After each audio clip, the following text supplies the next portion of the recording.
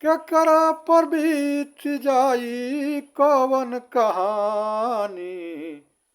कैसे कैसे काटेली कटहिया जिंदगानी। केकरा पर बीत जाई कवन कहानी।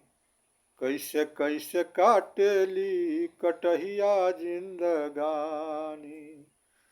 केहू के लईकी भागल केहू के माई। केहू के लईकी भागल केहू के माई।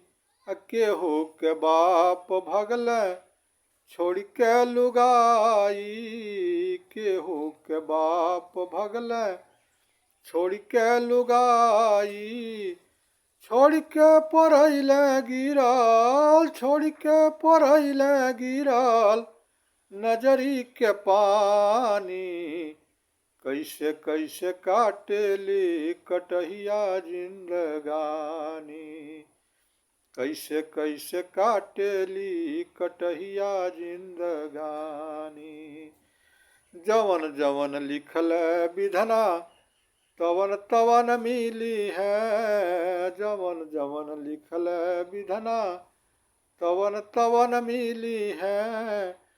बिना उनका मर्जी के पतइयो न हिली है। बिना उनका मर्जी के पतइयो न हिली है। केकरा के महल मिली केकरा के महल मिली केकरा पलानी। कैसे कैसे काटेली कटहिया जिंदगानी। केकरा पर बीत जाई कवन कहानी। कैसे कैसे काटेली कटहिया जिंदगानी। केहू के हंसावतारी केहू के रोवावेली। केहू के हंसावतारी केहू के रोवावेली।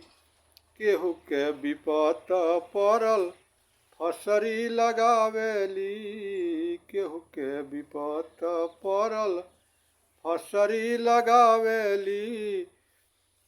झूठे अगरैला पाके झूठे अगरैला पाके धन बल जवानी।